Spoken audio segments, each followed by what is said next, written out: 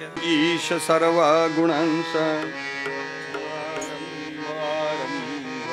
निर्गुणाचा नमो शारदा मूळ चत्वार वाचा गमू पंथ अनंत या राघवाचा शुका सारिखे पूर्ण वैराग्य ज्यांचे वसिष्ठा परे ज्ञान योगीश्वरांचे कवी वाल्मिकी सारिखा मान्य ऐसा नमस्कार माझा श्री गुरु रामदासा जयांचा जनी जन्मनामार्थ झाला जयांनी सदा वासनामात केला जयांच्या मुखी सर्वदा नाम कीर्ती नमस्कार या ब्रह्मचैतन्य मूर्ती अतुलित बलधामं हेमशैलाभदेहं दनुजवन कृशाणुं ज्ञानिनाम् अग्रगण्यं सकलगुणनिधानं वानराणाम् अधीशं रघुपतिप्रियदासं वातजातं नमामि महारुद्रवीर हनुमान की जय राष्ट्रगुरु समर्थ रामदास स्वामी महाराज की जय श्रीमद सच्चिदानंद सद्गुरु ब्रह्म चैतन्य महाराज की जय जय जय रघुवीर समर्थ हरि जय जय राम कृष्ण हरि हरि जय जय राम कृष्ण हरि हरि जय जय राम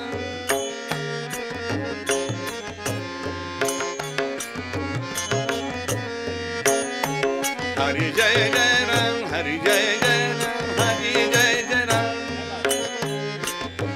कृष्ण हरि हरि जय जय राम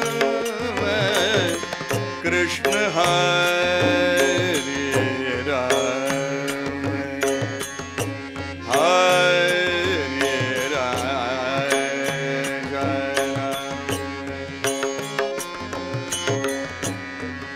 नवनीत नवनीत प्रिय नवनीत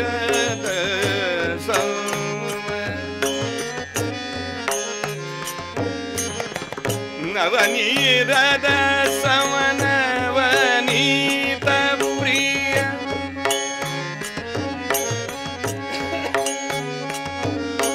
नवनीत समन नवनीत प्रिय नवल विनोद विहारी कृष्ण हरे जय जय राम जय जय राम जय जय राम कृष्ण हरि हरि जय जय राम कृष्ण हरि जय जय राम जय जय राम जय जय राम हरि जय जय राम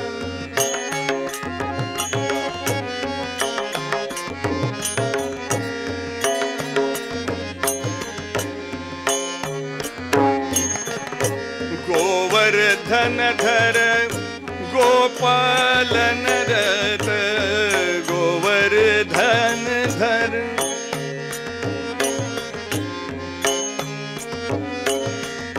गोपाल नरत गोपाल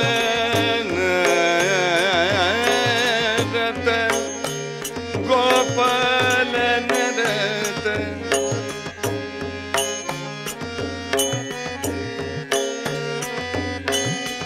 गोकुल संकट हारी कृष्ण हारी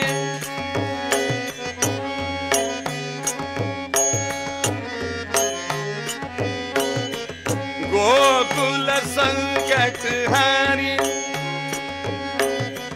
गोकुल संकट हारी हारी गोकुल संकट हारी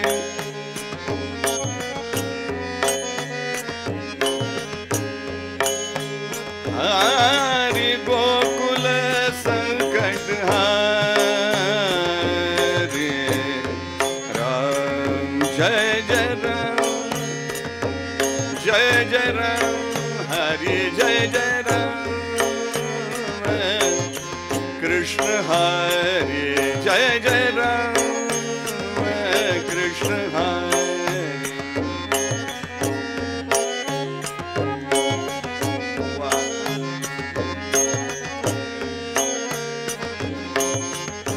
शरणागत दीन चरणी रत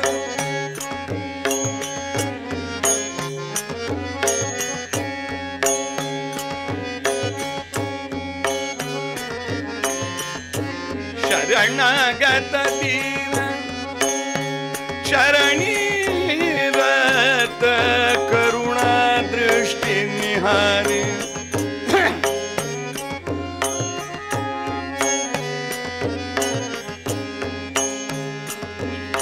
शरणागत दीन चरणी दत्त करुणा दृष्टि निहारी जय जय राम जय जय राम जय जय राम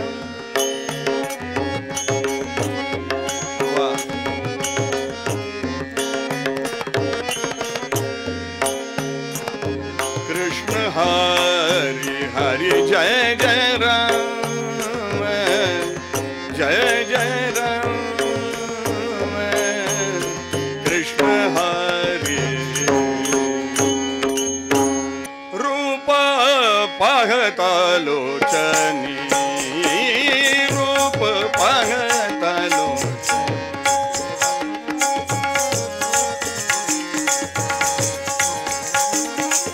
रूप रूप पाहता लोचनी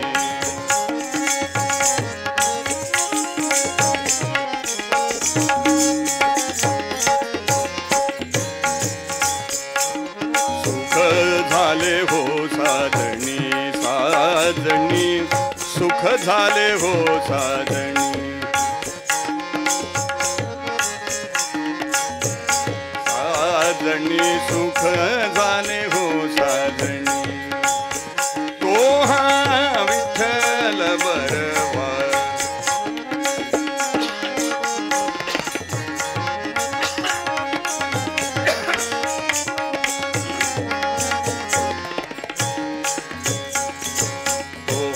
माधव बरवा बरवा तो हा विठ्ठल बरवा विठ्ठल विठ्ठल विठ्ठल विठ्ठल बरवा माधव बरवा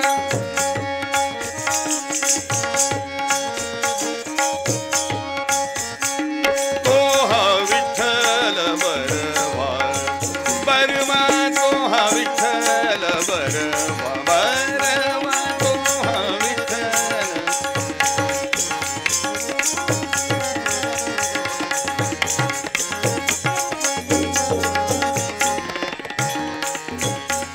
बहुत सुकृताची जोडी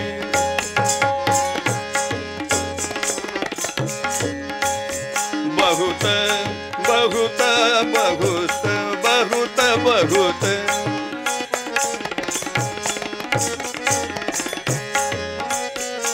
म्हणून विठ्ठली आवडी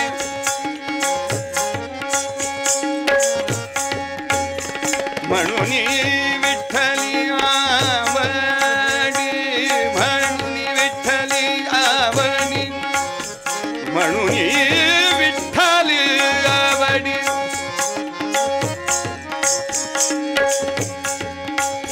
म्हणून विठ्ठली आवडी वा तो हा विठ्ठल बरवा बरवा तो हा विठ्ठल बरवा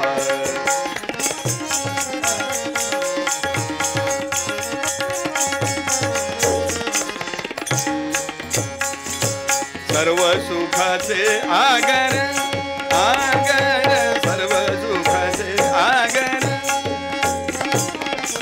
बाप रखुमा देवी वर बाप रखुमा तो हा विठ्ठल बरवा बरवा तो हा विठ्ठल बरवा तो हा विठ्ठल बरवा बरवा बरवा रघुपति राघव राजा राम पतित पावन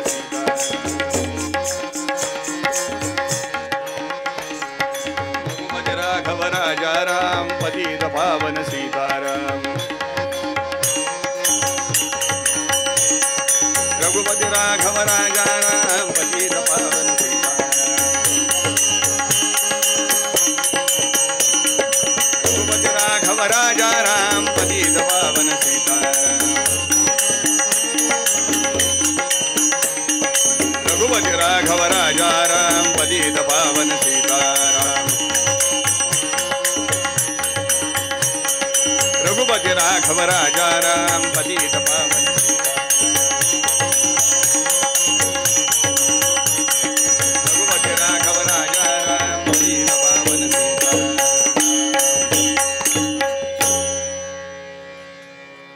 पुंडलीक वरदा हरिविठ्ठल श्री ज्ञानदेव पंढरीनाथ महाराज की जय। श्री महारुद्रवीर हनुमान की जय जय। रघुवीर समर्थ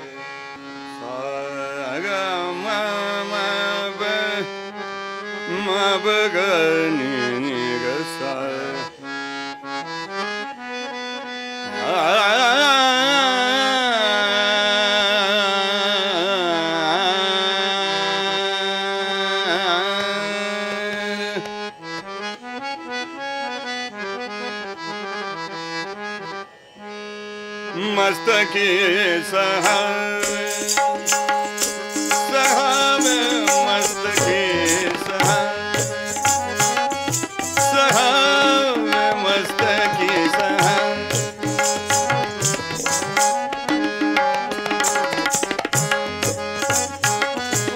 सहावे मस्तकी सहावे काकिया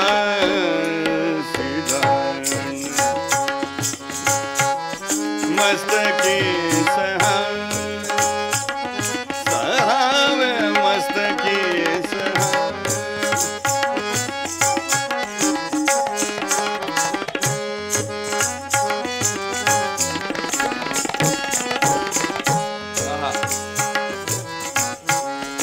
आपुले मस्तकी दुःखाचे डोंगर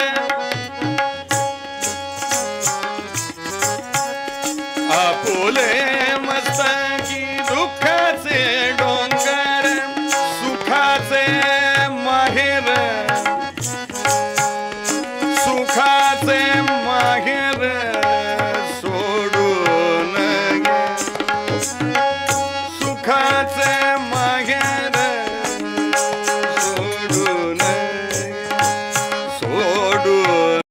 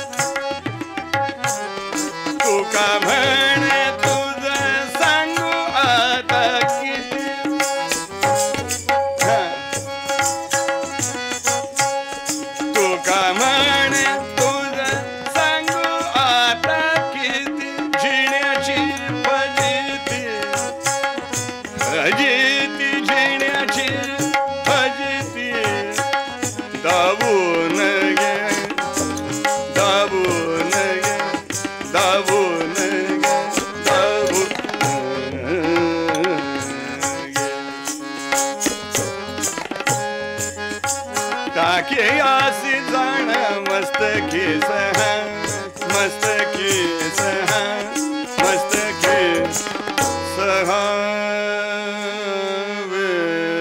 टाके आसी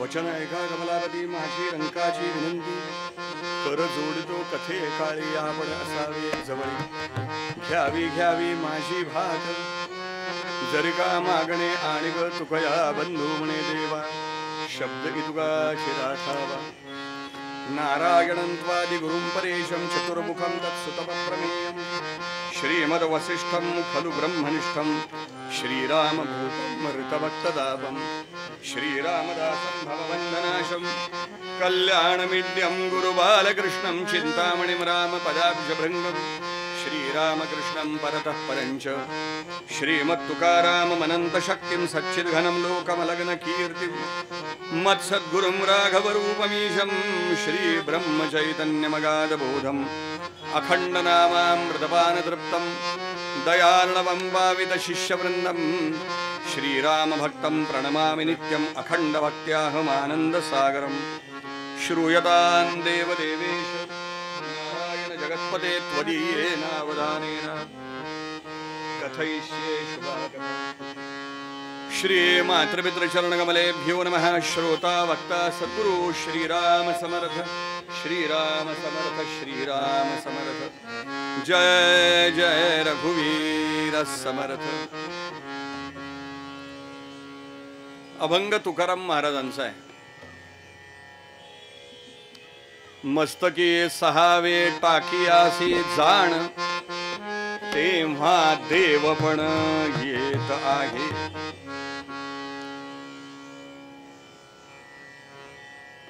असा कोणी एखादा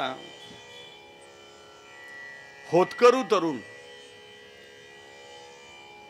तुकाराम महाराजांच्याकडे आला असावा. आपण खूप काही मोठं व्हावं या अपेक्षेने होतकरू कोणाला म्हणतात माहितीये का? आपण होतकरू हा शब्द अनेक वेळा वापरतो. होतकरू हा शब्द अनेक वेळा वापरतो, पण होतकरूचा खरा अर्थ काय?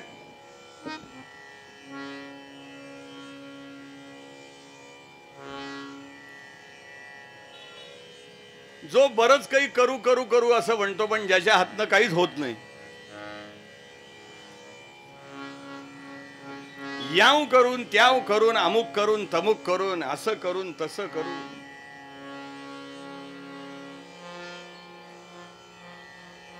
दिवा स्वप्न बघायची, जंगली रमी खेळायची आणि स्वतः वनवासी व्हायचं.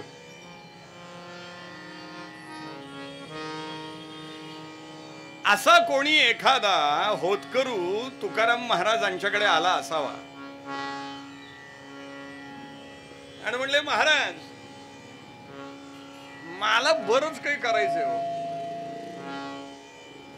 बरंच करायचं, पण काय आहे, चान्स मिळत नाही. मला जर चान्स मिळाला ना, मी अडाणी अंबानींपेक्षा सुद्धा मोठा होईल. पण काय आहे, जे सगळे भेटतात ते सगळे पाय ओढणारे भेटतात.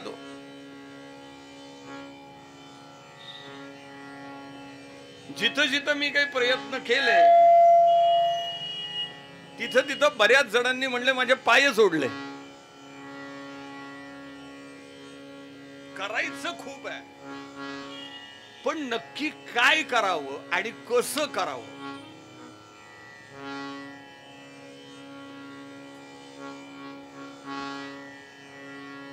याच मला जरा थोडस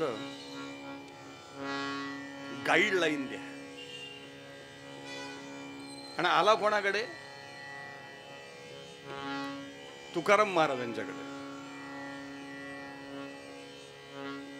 तुकाराम महाराजांच्याकडे आला. तुकाराम महाराज म्हटले, वेड्या, तू ज्याच्याकडे आलायस ना त्याच्या धंद्याचं दिवाळं निघाले याची माहिती का तुला? माझ्या स्वतःच्याच धंद्याचं दिवाळं निघालेलं आहे. हा, पण खरं मोठं व्हायचं असेल तर मी तुला नक्की गाईडलाईन करेन. कुठल्या क्षेत्रात तुला मोठं व्हायचंय, कुठल्या क्षेत्रामध्ये तुला मोठं व्हायचंय. बिझनेस धंद्यामध्ये मोठं व्हायचं असेल तर मी तुला काही सांगू शकणार नाही, कारण मलाच आयुष्यात जमला नाही.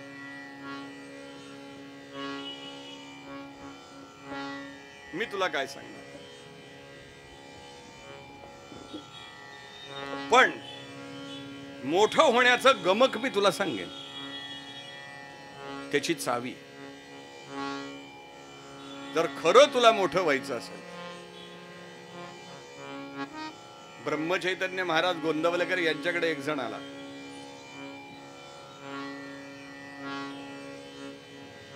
तो म्हटला, महाराज मला मोठं व्हायचंय, मी काय करू? म्हणजे नाही, म्हणजे काय, माझ्याकडे मध्ये एक जण आलेला होता, तो खडे विकणारा होता. पाचूचा खडा, गोमेदाचा खडा, शनीचा खडा, याचा खडा, त्याचा खडा. तर असे कोणता खडा वापरू, असा कोणता खडा मी वापरू की जेणेकरून मी मोठा होईन? ब्रह्मचैतन्य महाराज त्याला म्हणले, 2 खडे वापर म्हणले. आयुष्यात 2 खडे महत्वाचे वापर. कुठले? एक खडीसागरेचा खडा आणि दुसरा बर्फाचा खडा. खडीसागरेचा खडा जिभेवरती ठेव आणि बर्फाचा खडा टाळक्यावरती ठेव म्हणले. 2 खडे आयुष्यात वापर म्हणले. खडीसागरेचा खडा जिभेवरती ठेव आणि बर्फाचा खडा डोक्यावरती ठेव. मधुर वचन योगे डुल्लती मत्त हत्ती. गोड बोल याचा अर्थ. मधुर वचन योगे शत्रु ते मित्र होती.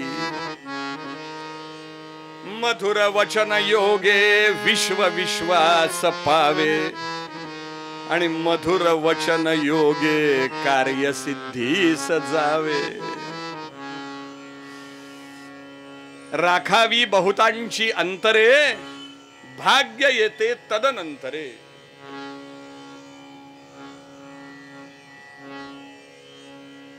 गोड बोलायचं,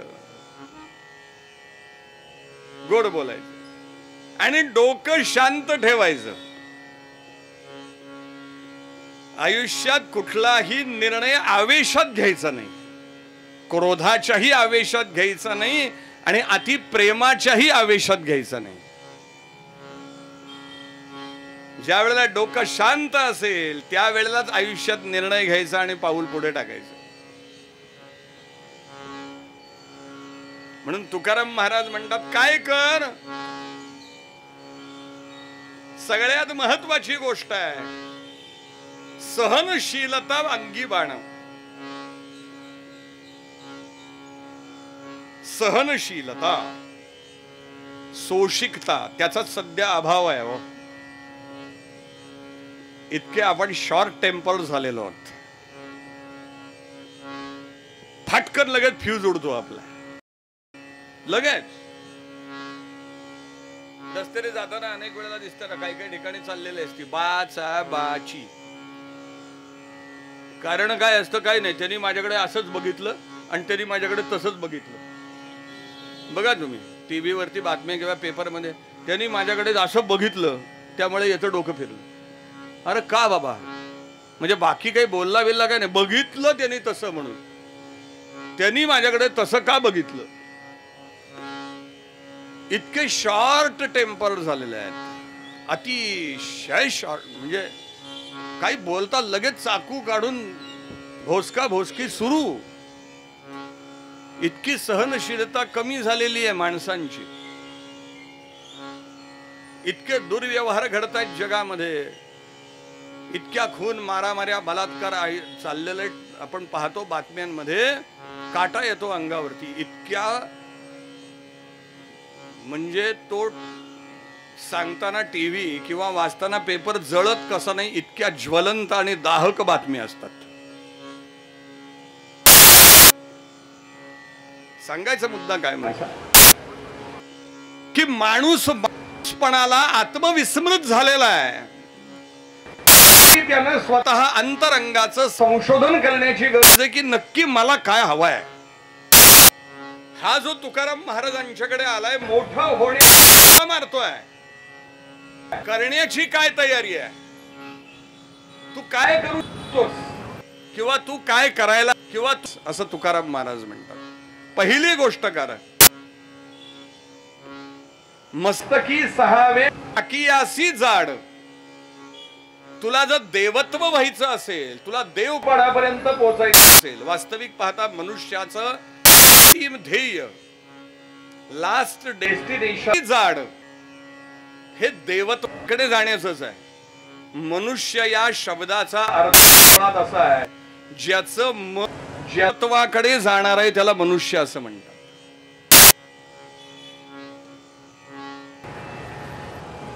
ज्याचं मन ईशत्वाकडे.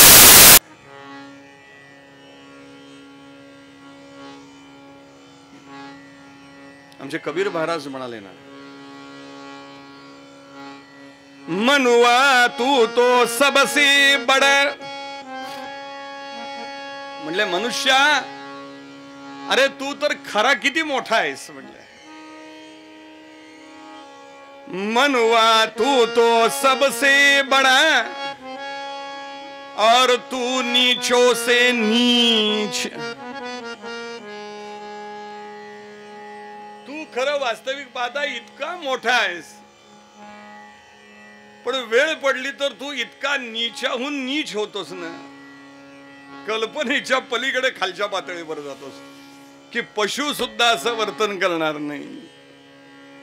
मनुआ तू तो सबसे बड़ा और तू नीचों से नीच. अरे तू तो केवल ब्रह्म था, पर चाहन होती बीच. सियावर रामचंद्र की, पवन सुत हनुमान की, उमापति महादेव की, सब संतन की जय. अरे म्हणले मनुआ तू तो सबसे बड़ा और तू नीचों से नीच. अरे तू नीचापेक्षा नीच आहेस, असा होतोस. म्हणजे वास्तविक तू मोठा आहेस. अरे तू तर ब्रह्म, साक्षात ब्रह्मस्वरूप आहेस. तो हाली नावाचा शायर म्हणतो ना, आदम को खुदा मत कहो, आदम खुदा नहीं, लेकिन खुदा की नूर से आदम जुदा नहीं.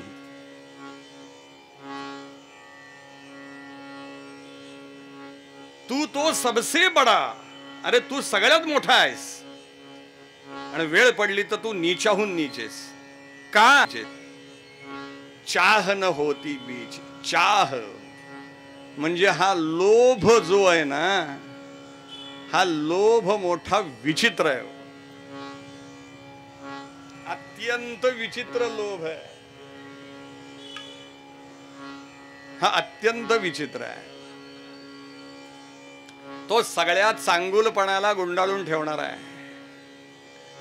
जेवढे म्हणून चांगुलपणा आहेत ना सगळे, एक तो लोभ जर आमचा जागृत झाला आणि त्याला अंकुर धरला, संगात संजायते कामः, कामात क्रोधोभिजायते, क्रोधात भवति सम्मोहः, सम्मोहात स्मृती विभ्रमः, स्मृतिभ्रंशात बुद्धिनाशो, आणि बुद्धिनाशात प्रणश्यती. पंढरीनाथ महाराज की. म्हणून सांगायचा इत्यर्थ असा की महाराज जे म्हणतात, सहावे सहावे म्हणजे सहन करावे. काय टाकी अशी म्हणजे मराठीमध्ये आपण म्हण वापरतो ना, टाकीचे घाव बसल्याशिवाय देवपडी येत नाही. हे कसले टाकीचे घाव? पुढच्या चरणांमध्ये तुकाराम महाराज म्हणतात, आपुलिये स्तुती निंदा अथवा मान टाकावा थुंकोन पलीकडे. आपुले मस्तकी दुःखाचे डोंगर सुखाचे माहेर सोडू नये. की आपल्या जीवनात येणाऱ्या ज्या सुखदुःखांचे प्रसंग आहेत, कोणाच्या जीवनात आले नाही तो. जे मर्दुमुखी माजवायच्या गोष्टी करतात ना, अरे त्यांनी एकदा फक्त रामायण डोळे उघडून वाचावं. रामायणातला क्लायमॅक्सचा प्रसंग सांगतो आपल्याला, म्हणजे लक्षात येईल मी काय म्हणतोय. ते क्लायमॅक्स रामायणाचा, ज्या वेळेला रामचंद्र वनवासातून परत आले, रामचंद्र वनवासातून परत आले, पुष्पक विमान अयोध्येच्या सीमेवरती उतरलं.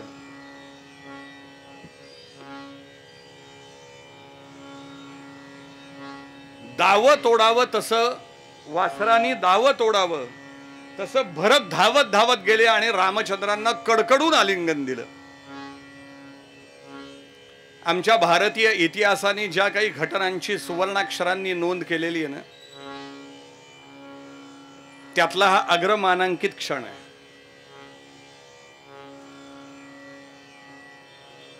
धावत धावत गेलेले भरत रामचंद्रांना कडकडून आलिंगन दिलं.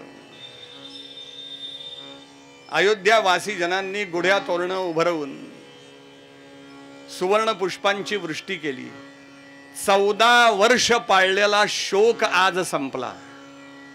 लक्षात ठेवा, अयोध्येमध्ये दशरथ राजांच्या मृत्यूचं सूतक 14 वर्ष होतं. अयोध्यावासी जनांनी 14 वर्ष घरामध्ये दिवा लावला नव्हता. त्यांनी 14 वर्ष मंगल स्नान केलं नव्हतं. अयोध्या नगरीमध्ये 14 वर्षात एकही मंगल घटना घडली नव्हती. कुठलाही विवाह किंवा मौंजी बंधन झालं नव्हतं.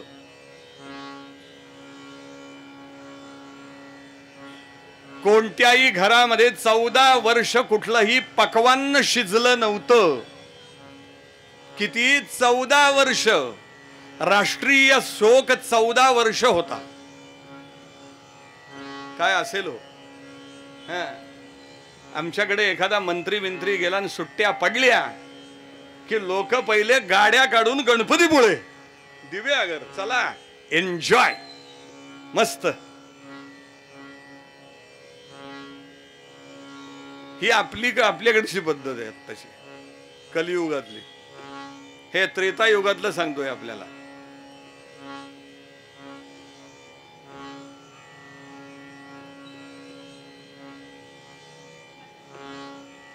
भरत रामचंद्रांना घेऊन राजप्रासादाकडे निघालेत. ऐका, लक्षपूर्वक ऐका. भरत रामचंद्रांना घेऊन राजप्रासादाकडे निघाले. राजप्रासादाच्या सौधावरती सगळ्या राजस्त्रिया उभ्या आहेत. किती राम खराब झाला नाही का? किती राम खराब झाला. गळ्यापासले हाडं दिसायला लागलेत त्याची. जाताना किती गुटगुटीत होता. आता त्याला चांगला परत खाऊ पिऊ घालून मी जाडजूड करणार बरं. अशा एकमेकी बोलतायत. राजप्रासादामध्ये प्रवेश केलाय. भरत पुढे आणि राम मागे आहेत. भरताचा हात खाली आणि रामांचा हात वरती. भरत आणि रामांचा हात घट्ट धरलाय. एक एक महाल मागे टाकत टाकत पुढे चाललेत दोघे बंधू. प्रत्येक महालामधून रामांवरती पुष्पवृष्टी होतीये. पायघड्या घातल्या जात आहेत. एका महालासमोर आले आणि थांबले.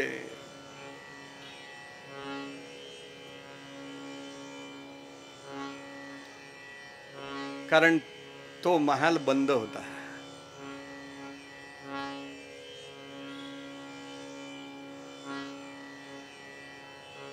रामांनी विचारलं, भरता महाल बंद का? माझी आज्ञा आहे. रामा, माझी आज्ञा आहे.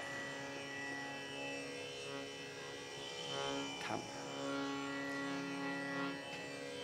रामांनी भरताचा हात पलटला आणि आपला हात वरती घेऊन घट्ट धरला.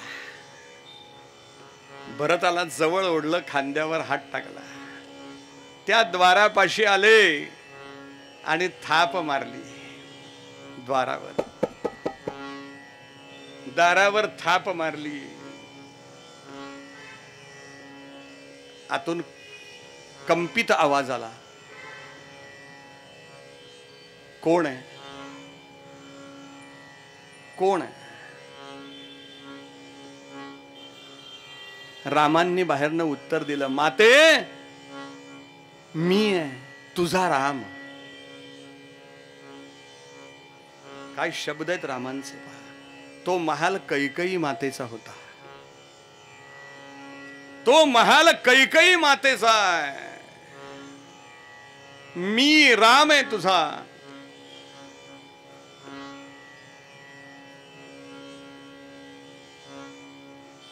दार उघडलं. समोर पांढऱ्या वस्त्रामध्ये कृशकाय झालेली कैकेयीची आकृती होती, पांढरी फटक पडलेली. राम धावत पुढे गेले आणि कैकेयीच्या चरणावर मस्तक ठेवलं रामांनी. कैकेयींनी वरती उचललं. सांगितलं, रामा, अरे एवढं का रे चांगलं वागतोस? काही लोकांचं चांगलं वागणं पण सहन होत नाही.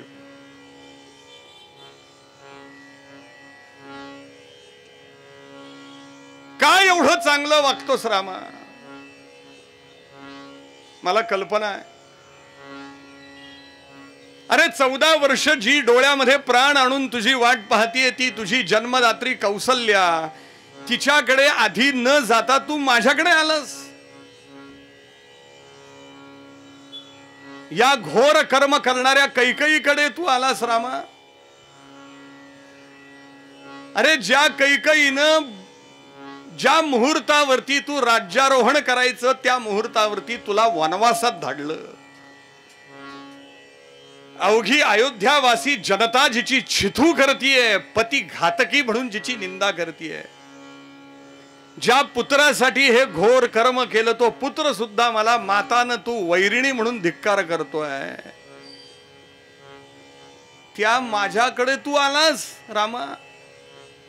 अरे इतकं चांगलं का वागतोस रे? इतकं चांगलं का वागतोस? बरं आलाच आहेस तर माझं एक काम कर. कमरेचं खडग काढ आणि माझं मस्तक छेदन कर. ती एकच शिक्षा आहे खरं मला तुझ्या हातून. रामांनी कैकेयीच्या मुखावरती हात ठेवला. सांगितलं, माते असं बोलू नकोस. मला माझ्या जन्मदात्र्या कौसल्या मातेपेक्षा सुद्धा तू थोर आहेस. तू जवळची आहेस, तुला माहिती आहे. आणि तसंच होतं बरं. राम बालपणी कौसल्याच्या महालापेक्षा कैकेयीच्या महालातच जास्ती रमायचे हो. म्हटले, माते अगं तू मला वनवासाला धाडून माझ्यावर आणि या राष्ट्रावरती केवढे उपकार केलेस तुला कल्पना नाही आहे. माते अगं तू मला वनवासाला धाडलं नसतंस ना, तर माझं केवढं नुकसान झालं असतं. केवढं नुकसान झालं असतं माझं. तू मला वनवासाला धाडलंस म्हणून माझ्या बाहूंमध्ये काय सामर्थ्य आहे, माझ्या कोदंडाची काय ताकद आहे, हे मला आणि जगाला समजलं. माते तू मला वनवासाला धाडलंस म्हणून जानकीचं माझ्यावरचं प्रेम, भरत लक्ष्मण शत्रुघ्नांचं माझ्यावरचं प्रेम मला समजलं माते. तू मला वनवासाला धाडलंस म्हणून मला हनुमंतासारखा दास मिळाला, सुग्रीवासारखा सखा मला मिळाला, बिभीषणासारखा भक्त मला मिळाला. माते तू मला वनवासाला धाडलंस म्हणून या विश्वाला, या धर्माला छळणारा महान दैत्यराज लंका नरेश रावण मला संपवता आला म्हणले. माते तू मला वनवासाला धाडलंस म्हणून केवढे उपकार केलेस तू या विश्वावरती. याला राम म्हणतात. आलेली आपत्ती किंवा आलेलं संकट हे माझ्या पौरुषाची,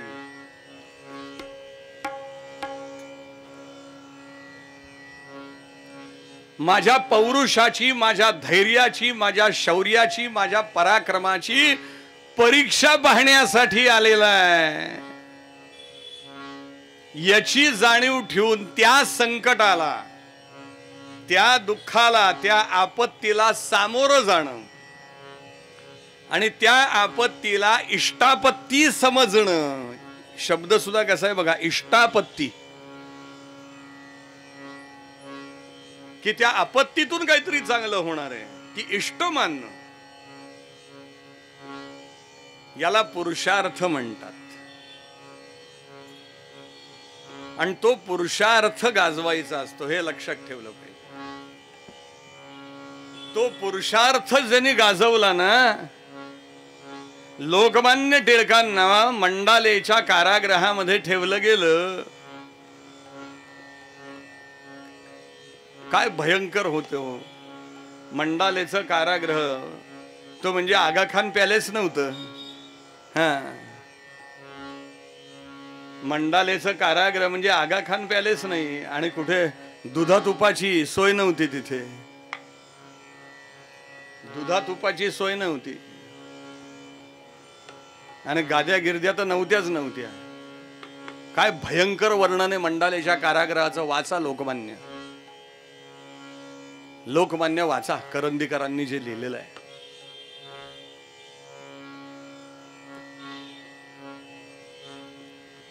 सश्रम कारावासाची शिक्षा झालेल्या लोकमान्यांनी काय त्रास होता. मूळव्याधीचा इतका भयंकर त्रास होता. कारागृहातलं जेवण त्यांना सोसायचं नाही. अशा परिस्थितीमध्ये लोकमान्यांनी त्या कारागृहामध्ये गीता रहस्याचा ग्रंथ लिहिला. काय असामान्य कार्य आहे हो. गीता रहस्य कारागृहात जन्माला आलेला आहे.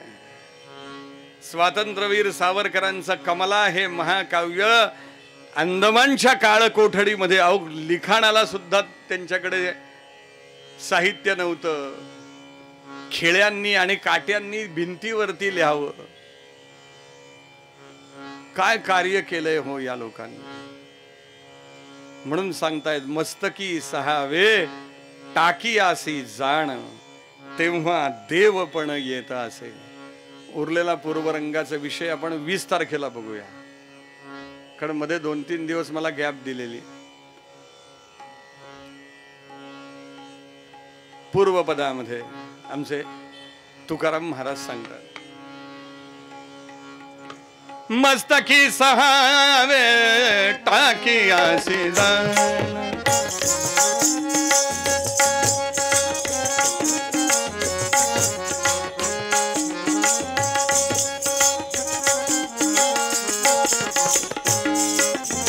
मस्तकी सहावे, मस्तकी सहावे टाकी आसी जाण, तेव्हा देव पण येत आहे, तेव्हा देव पण येत आहे. मस्तकी सहावे टाकी आसी जाण, मस्तकी सहावे, मस्तकी सहावे, मस्तकी सहावे टाकी आसी जाण, हो टाकी आसी जाण, हो टाकी आसी जाण. वेदांना ही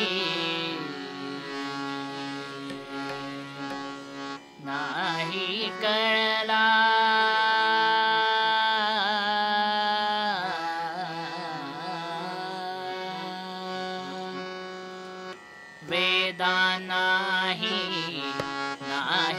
कळला अंतपार याचा कानडा राजा पंढरीचा कानडा राजा पंढरीचा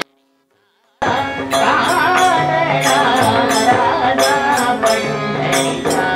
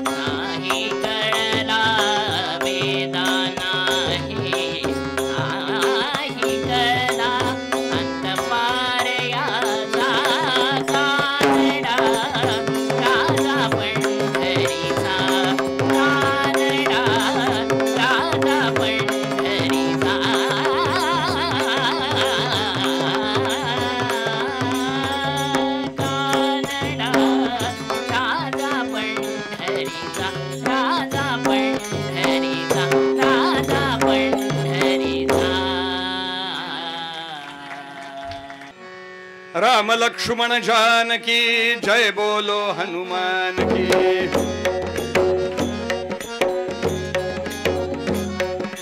राम लक्ष्मण जानकी जय बोलो हनुमान की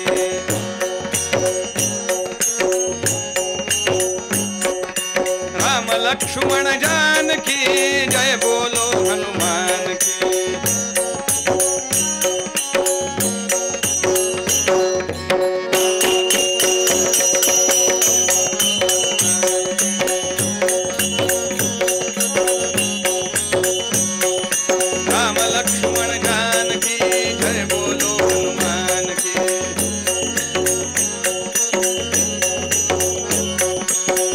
लक्ष्मण जानकी जय बोलो हनुमान की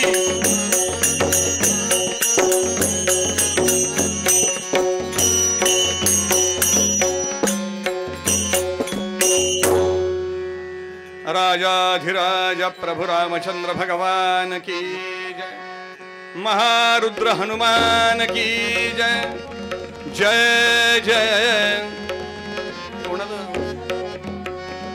झोपले का काय सगळे जय जय रघुवीर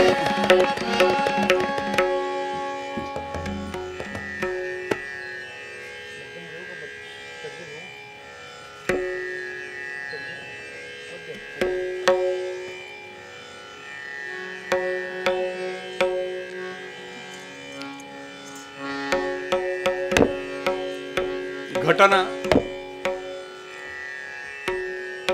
चितोड मधली आहे. मेवाडच्या चितोड ही राजधानी.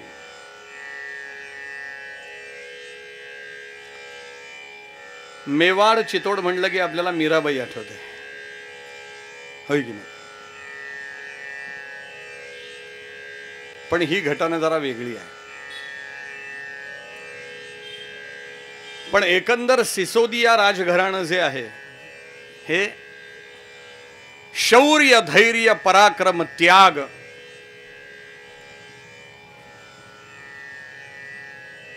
राष्ट्रधर्म याचं धगधगत ज्वलंत उदाहरण आहे. मध्यंतरी कुठल्या तरी एका नेत्याने राणा संघांवरती टीका केली. आपल्याला काही त्या टीकेला उत्तर देण्यासाठी मी कीर्तनाला उभा नाही, मी इतिहास सांगतोय. असो, जास्ती प्रास्ताविक नाही करत, एक तर वेळ कमी आहे आपल्याला. आपण डायरेक्ट फ्लाईट पकडूया आणि चितोडलाच उतरूया, तिथून ओला करूया किंवा रॅपिडो करूया आणि सूरजमल जाटांच्या वाड्यावरती जाऊया. रात्रीची वेळ आहे.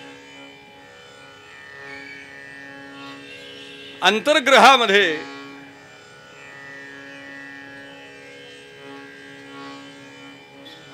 एक स्त्री पाळण्याला झोका देतीये आणि त्या बाळाशी हितगुज साधतीये. मध्यरात्रीचा करकरीत मध्यरात्रीचा प्रहर आहे, पण त्या बाळाला झोपच नाहीये. हो, त्या बाळाला झोप नाही, त्यामुळे त्या आईलाही झोप नाहीये. बहुधा आई गातीये म्हणून बाळाला झोप नाहीये.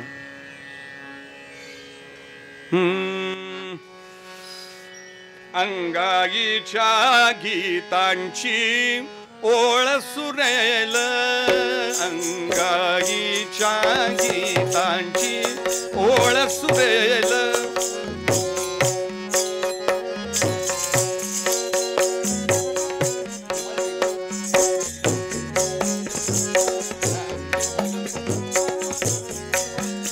गाऊनी पहाते वाट बाळ झोपेल, गाऊनी पहाते वाट बाळ झोपेल.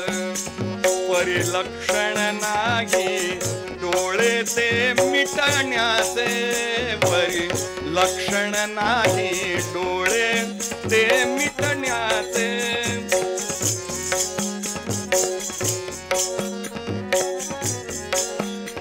ते वाट पहाती बाबा घरी येण्याचे, ते वाट पहाती बाबा घरी येण्याचे. बलदंड बाहूच्या खांद्यावरी बसवोनी, म्हणतील तुझे हे सिंहासन गरजोनी.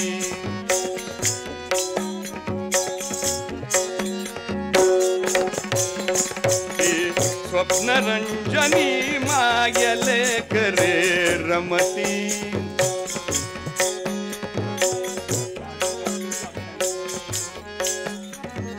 स्वप्नरंजनी मायले करे रमती.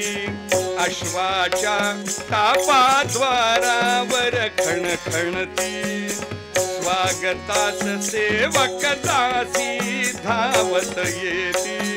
तो सूरज मलती पन्नाराणी थोर, तो चंदन सिंही पुत्र धन्य नरवीर.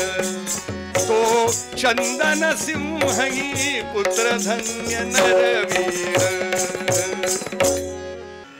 ही मेवाडची चितोडची हकीकत आहे. महाराणा सांगा राजगादीवर बसलेले आहेत.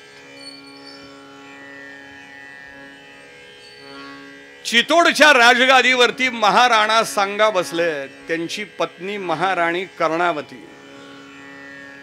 महाराणा रायमल्ल ज्या वेळेला निवृत्त झाले, ही चितोडची एवढी प्रबल पराक्रमी पारंपरिक अत्यंत ऐतिहासिक राजगद्दी कोणाला सोपवायची? अनेक वारसांच्या मधून रायमल्लांनी सांगांची निवड केली. महाराणा सांगांची.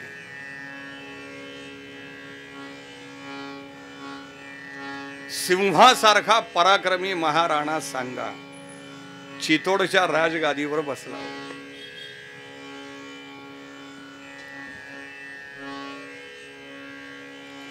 राज्यकारभार सुरू आहे. हा जो सूरजमल जाट आहे, ज्याच्या वाड्यात आपण आता आलेलो आहोत, हा सूरजमल जाट महाराणा सांगांचा उजवा हात आहे. तोही प्रबल पराक्रमी वाघाचं काळीज असलेला आहे. त्याची पत्नी आपल्या बाळाला झोके देतीये. सांगती, अरे झोप ना लवकर, उद्या तुझे सकाळी बाबा नक्की येतील. येताना तुला भरपूर खाऊ आणतील, तुला उचलून घेतील, आपल्या बलदंड बाहूंच्या खांद्यावरती तुला बसवतील आणि म्हणतील, बेटा ये तेरी राजगद्दी है, जो कुछ तुम्हें चाहिए वो मांगो, तुम्हारे सामने हाजिर कर दूंगा. बोल. असं तुझे बाबा तुला बोलतील. पण आत्ता झोपणार आहे, रात्रभर का जागतोयस? बाबा येणार आहेत नक्की, मोहिमेवर गेलेत, शत्रूला परास्त करून येतील की नाही बघ. असं माय लेकर दोघ जण बोलतायत. आणि बघता बघता दोघांनाही मध्यरात्र ओलांडल्यावर, बघा ती वेळ त्याला साखर झोपेची वेळ म्हणतात बरं का. रात्रभर जरी जागा झाला ना तरी त्या वेळेला नक्की माणसाला डुलकी लागतेच. ती वेळच तशी असते. तिला साखर झोप असं म्हणतात. साखर झोप का म्हणतात मला माहिती नाही, कदाचित त्यावेळेला शुगर वाढत असेल.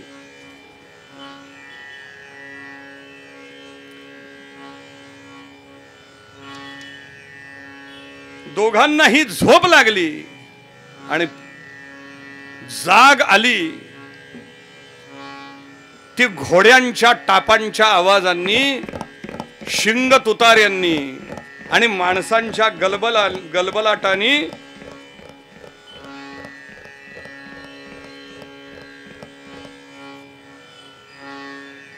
ही उठली. ही म्हणजे कोण? तिचं नावही सांगतो आपल्याला. नाव तिचं पन्ना. पन्ना उठली, एकदम जाग आली तिला.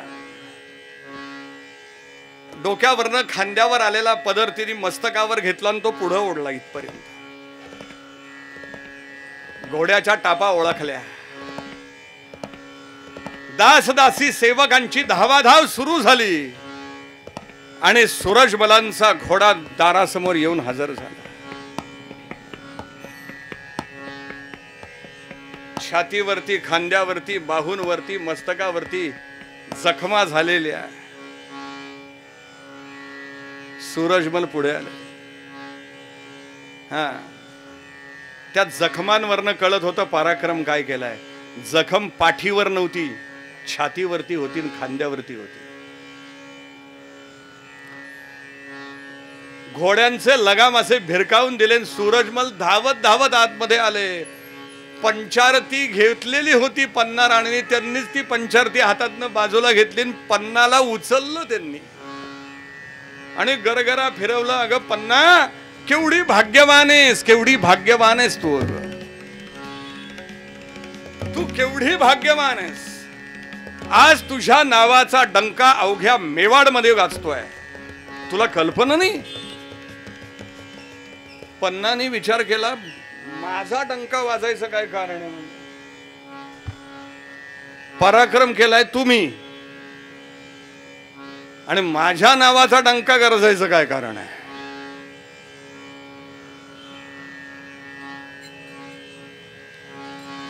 कारण होतच. ते कारणही तसंच होतं आणि ते कारण सामान्य नव्हतं.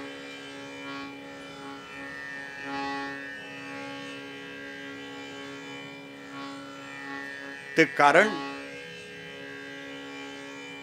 महाराणा सांगांची जी पत्नी आहे कर्णावती, ही तिसऱ्या वेळेला प्रसूत होती. तिसऱ्या वेळेला प्रसूत होणार होती. आणि राजस्थानमध्ये, मेवाडमध्ये अशी पद्धत आहे की राजघराण्यामधली राजस्त्री ज्या वेळेला प्रसूत होते, तिच्या प्रसूतीनंतर होणार जे बालक आहे, ते बालक, त्या बालकाचं संगोपन करण्यासाठी दाईची नियुक्ती होणार असते. दाईमा, दाईमा. आणि ती दाईमा म्हणजे कोणी सामान्य नसे हो. तिची ही योग्यता महाराणीच्या योग्यतेच्या इतकी असे. तिचा वंश, तिचं कुळ, तिची बुद्धिमत्ता, तिचं व्यवहार कौशल्य, तिचं राजकारण कौशल्य, तिची स्वच्छता, तिचं आरोग्य, या सगळ्या गोष्टींची कसोटी पाहिली जायची आणि मग ती दाईमाची नियुक्ती व्हायची.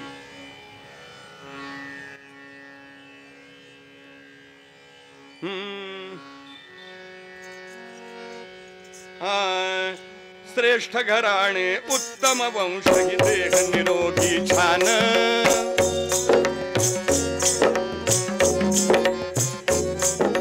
श्रेष्ठ घराणे उत्तम वंश ही देह निरोगी छान. सदाचार अन संस्कारांचा नित्य करी सन्मान.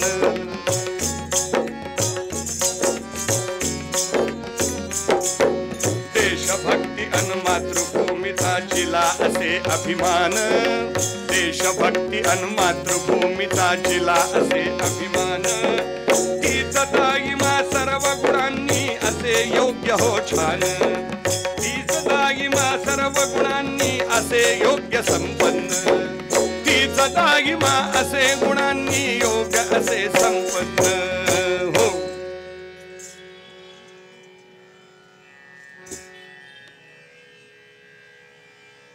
याप्रमाणे गुर्जर वंशातली असलेली पन्ना राजघराण्याने घेतलेल्या सगळ्या कसोट्यांमधनं, सगळ्या परीक्षांमधनं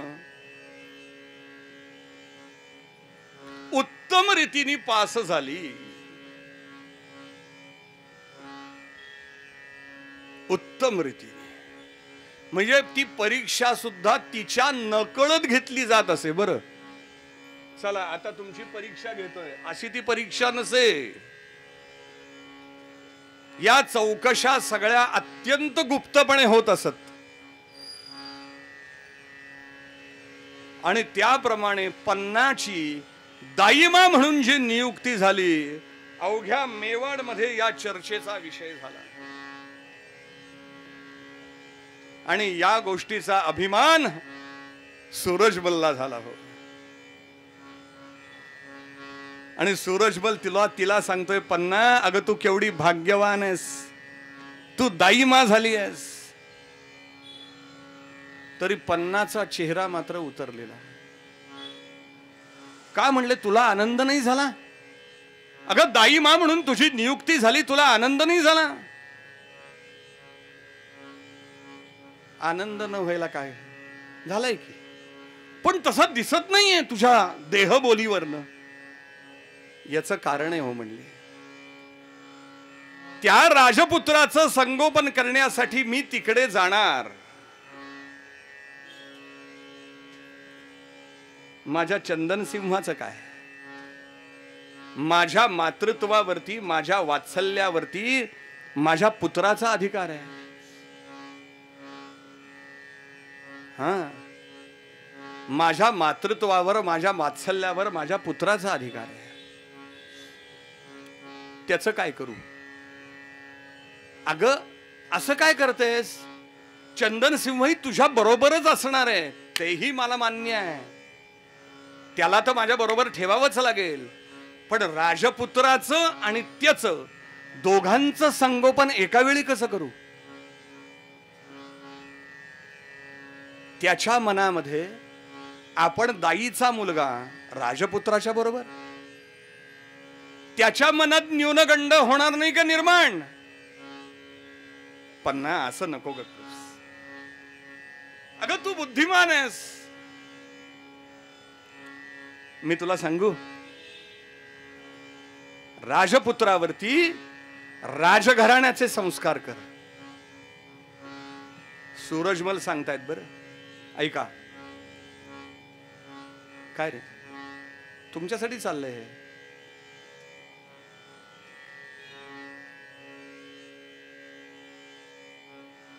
सूरजमल सांगतोय पन्नाला, राजपुत्रावरती राजघराण्याचे संस्कार कर आणि तुझ्या पुत्रावरती राजनिष्ठेचे संस्कार कर. ही तारेवरची कसरत आहे, पण तू बुद्धिमान आहेस. तू बुद्धिमान आहेस. आणि लक्षात ठेव, राज ऋणातून मुक्त व्हायला ही संधी आहे. आपण राजाचे सेवक होतो, त्याच्याकडनं आलेली आज्ञा आपण डावलू शकत नाही. कसंही करून ही जबाबदारी तुला पार पडायलाच हवी पन्ना. आणि श्रोते हो,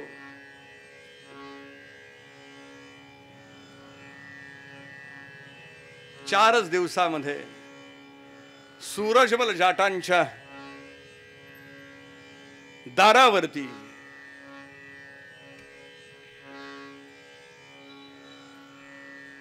राज परिवारातून सोन्याची पालखी आली. सूरजमलच्या दारावरती राज परिवारावरतून सुवर्ण पालखी आली. हत्ती, घोडे, उंट, दिव्य अशा नौबती मंगलवाद्य वाजतायत. आणि मोठ्या दिव्य सोहळ्यात पन्नादाई आपल्या छोट्या चंदनसिंहाला घेऊन त्या पालखीमध्ये बसली आणि पालखी चितोडच्या राजवाड्याकडे निघाली. ठिकठिकाणी पालखीचं स्वागत चाललेलं आहे. निरनिराळ्या प्रकारच्या पायघड्या घातल्या जात आहेत. आणि पन्ना चितोडच्या राजवाड्यामध्ये आली. अर्थात मगाशी बोललो, राणी कर्णावतीचं हे तिसरं बाळणपण होतं. तिसरं बाळणपण, हा तिसरा मुलगा होणार होता. पहिला मुलगा जो आहे महाराणा रतनसिंह, हा पहिला मुलगा, राणा संगांचा पहिला मुलगा रतनसिंह. दुसरा मुलगा राणा विक्रमादित्य. आणि आता तिसऱ्या मुलासाठी ही पन्ना दाई मा म्हणून नियुक्त झालेली आहे.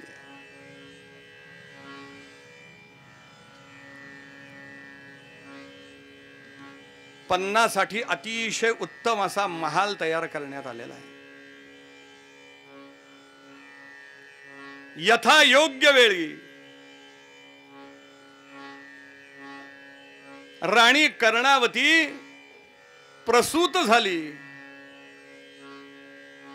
कर्णावतीला मुलगा झाला आणि त्या मुलाचं नाव उदयसिंह असं ठेवलं. उदयसिंह असं नाव ठेवलं.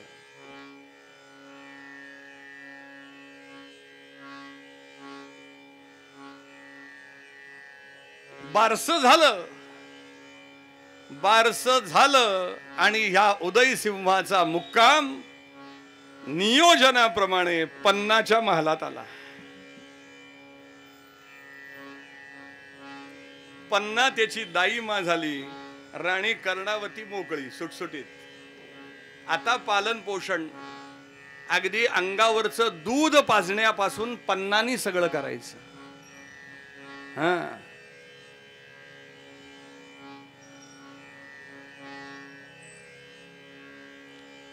आता पन्नाच्या कुशीमध्ये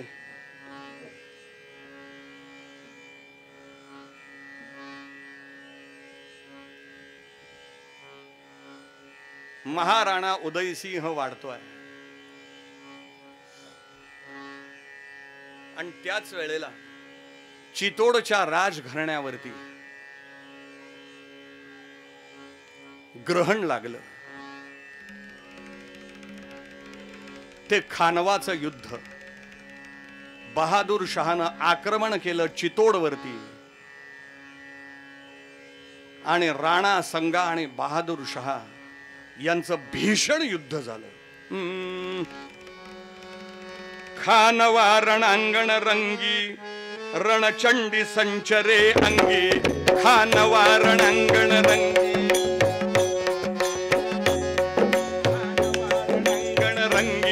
रणचंडी संचरे अंगी.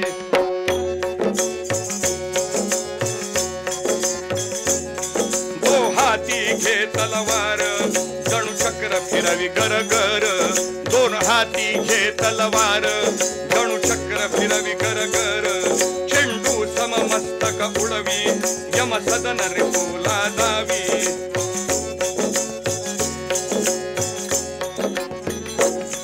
रुधिराच्या अभिषेकाने रणचंडी संतोषाने नाचली थैथयाटाने. वाटले रिपुला आज राणा संगा यमराज.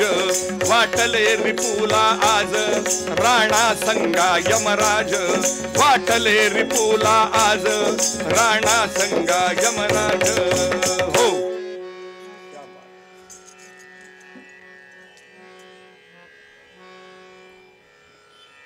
राणा संघांनी भीम पराक्रम केला. भीम पराक्रम केला. दोन हातामध्ये दोन खड्ग घेऊन जणू सुदर्शन चक्र फिरवतायत. या पद्धतीने राणा संघांची तलवार फिरत होती. चेंडू उडावा तसा मस्तक उडत होती शत्रूंची. अत्यंत भयंकर पराक्रम झाला राणा संघांचा. हे खानवाचं युद्ध इतिहासामध्ये गाजलं. खानवाचं युद्ध राणा संघांचं इतिहासामध्ये गाजलं. पुढे काय झालं हे 20 तारखेला ऐकायला या. पुढचा अत्यंत सुरस असा ऐतिहासिक भाग आपल्याला 20 तारखेला नक्की ऐकायला मिळेल. माझाही नाईलाज आहे. मी नियोजित केलेलं होतं हे आख्यान सांगायचं, तेवढ्यासाठी मी हे आख्यान तयार केलं. पण काही मित्र कर्तव्य असतात, त्यामुळे जरी माझं पहिलं उद्या कीर्तन होतं, परंतु आमचे मित्रवर्य हरिभक्तपरायण राष्ट्रीय कीर्तनकार आपळे बुवा यांच्या तारखांना जरा थोडंसं काही कार्यक्रमांच्या नियोजनामुळे त्यांना ही तारीख 18 तारीख त्यांना द्यावी लागली आणि त्यांची 20 तारीख मी घेतली. पण हा आपण सगळे सुज्ञ श्रोते आहात. आपल्या श्रवणाचा कप्पा बरोबर आज इथे थोडासा थांबवा आणि परत ऑन करा. 20 तारखेला आपण श्रवण करूया. पूर्वपदामध्ये आमचे तुकाराम महाराज आपल्याला सांगताना सांग. मस्तकी सहावे टाकी आसी जाण, मस्तकी सहावे टाकी आसी जाण, तेव्हा देव पण येत आहे, तेव्हा देव पण येत आहे. मस्तकी सहावे, मस्तकी सहावे, मस्तकी